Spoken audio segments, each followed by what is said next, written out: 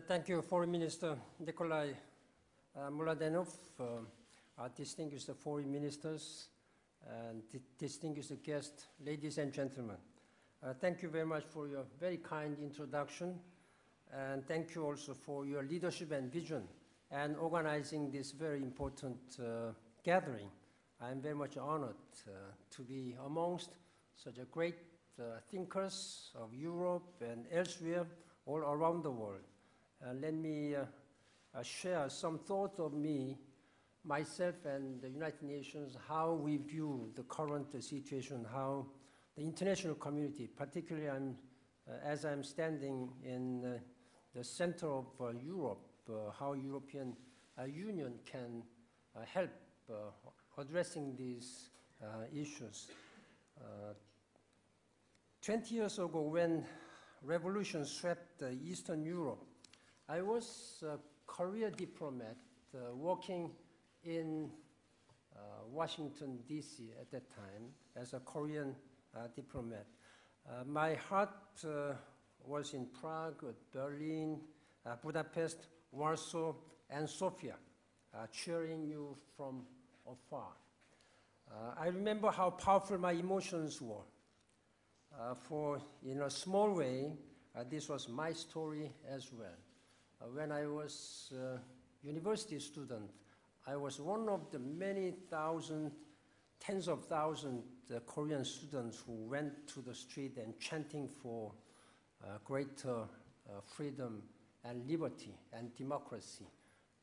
I believe I myself was one of many small seeds which really helped the Koreans enjoy genuine democracy and socio-economic prosperity. I relived these emotions watching the great changes in the Arab world. In recent weeks, I visited the region, Tunisia, Egypt several times, and elsewhere. All was in influx. What was once down went up, once up went down. Everywhere I found euphoria of new and fresh enthusiasm of possibilities. They were full of excitement. In fact, Foreign Minister said that it was a 2005, but it was, I'd like to correct it, 2002. Since 2002, United Nations has been issuing successively as an early warning to Arab leaders that you should improve human rights. You should address the frustrations of young people and women and girls, and you should talk with civil community leaders.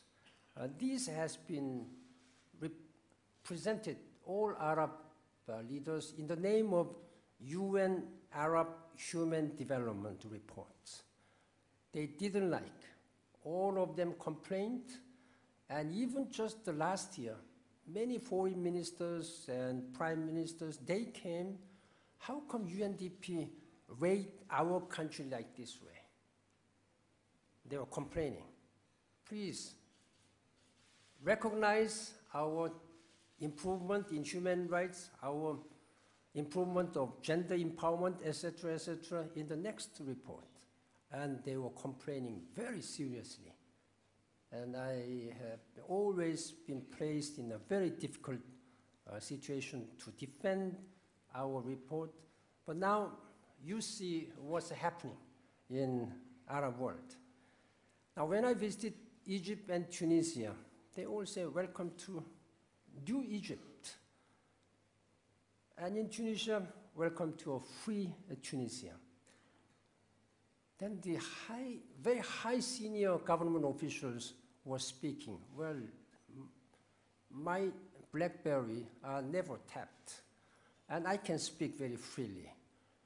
These people were in the government, under different regime, under repressive regimes. They were talking very freely to me.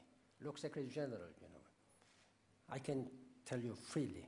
But help us. instead of telling us to do in your way, but tell us and give us some tools and means so that we can do in our own way.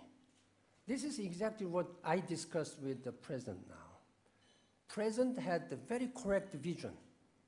He was telling me that the international community, particularly Europeans and developed world, we should not dictate or impose the Arab world to do in our own way. But then what European unions can do, Bulgaria can do, or developed world can do, is that provide them some means and tools so that they can achieve further stage of revolution. They have achieved their aspiration first stage. Some leaders have gone, but still there are many leaders who are still persisting, not listening to their people. The revolution in Tunisia and Egypt clearly represent one of the greatest opportunities to advance democracy and human rights in a generation. But success cannot be assumed. It will require strong support and backing from us, from you. That's the main message. In fact, I really want to discuss with you. That is why you are here today. Rightly, you are looking for ways to apply the lessons learned from European experiences in 1989. That you have experience and good advice to offer, how to build democracy, how to help them enhance good governance, and how to dismantle a police state, how to support civil society, and how to create the rule of law. Yet despite all the hopeful similarities, I think we should not forget that we should remember there are some differences between your experience and what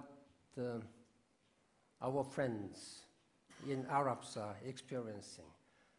For one, the revolutions of 20 years ago in Europe, in Bulgaria and elsewhere, Hungary and Czechoslovakia, they were more or less assured a happy ending. There was more or less a certain destination, return to Europe for nations long cut off behind the Iron Curtain. Within 11 months of fall of Berlin Wall, the former East Germany joined the Federal Republic with immediate benefits. Other nations could look forward to joining the European Union sooner or later. You joined later, but all with the high expectations of social and economic advancement. Meanwhile, foreign investment and support flowed in. A second important difference, the revolutions of 1989 were more or less velvet. They were largely free of bloodshed.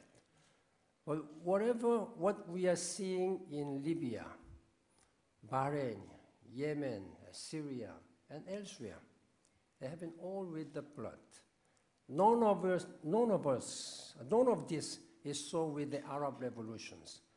No guardian angels hover in the wings. The ultimate destination is far from clear. We are not sure when this process will end, whether it will end with more blood or less blood. The ultimate destination, the possibilities are far from being certain, open. It may be even dangerous. They are killing their own people. Just before coming to Sofia, I spoke with President Assad of Syria. That was my third time to speak with him over telephone at length. we were arguing.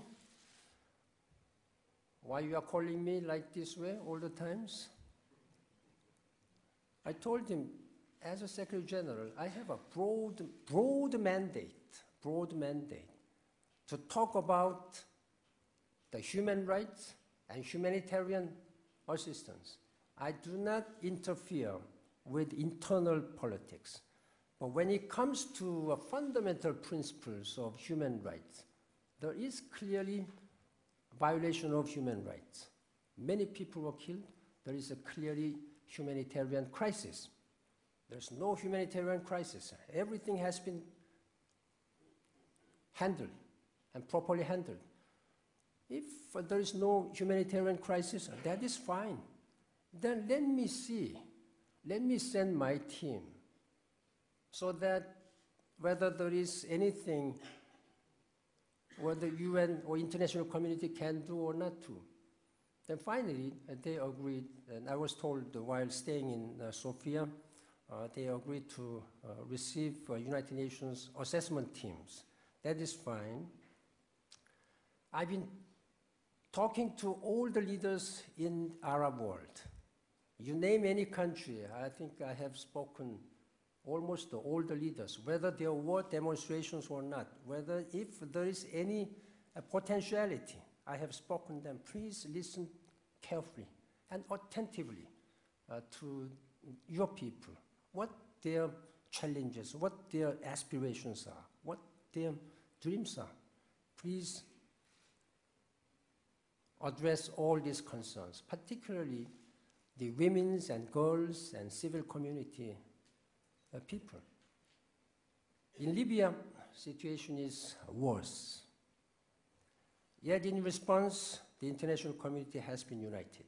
I've spoken to Gaddafi and Prime Minister and Foreign Minister there many times, and I have appointed a special envoy to send. He has been there already 6 times, trying to expand the humanitarian ground as well as bring out some political solutions.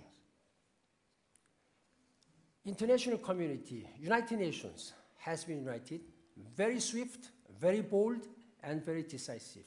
Not any time in the past have you seen the United Nations acting so swiftly, so decisively, being united. Security Council was united. They adopted 2 historic resolutions in 1970 and 1973. They also were united when it came to situation in Côte d'Ivoire. By consensus, they adopted Security Council Resolution 1975. We stood against the shadow of the past. In Rwanda, so many years ago, the UN peacekeepers were on the ground. We had ample warning of what was to happen, and yet we did not act. We could not act because of this mandate, because the peacekeepers were confined to a so-called very strict mandate. In Srebrenica, there was UN presence, but they were not able to do anything, but just watching. That many people, thousands of people were murdered. World leaders resolved themselves that never again, never Srebrenica, never Rwanda. This is what they have demonstrated this time. They have changed the mandate. I have urged the member states of the Security Council, please give us tool and mandate. Then they have given this mandate, and this no-fly zone was enforced. The peacekeepers in Côte d'Ivoire were given extra mandate to protect the lives of civilian population. That is what we did. Today we have learned the lesson, I believe. We are acting. But these should have given some strong message to the future, any potential possibilities of such occurrence.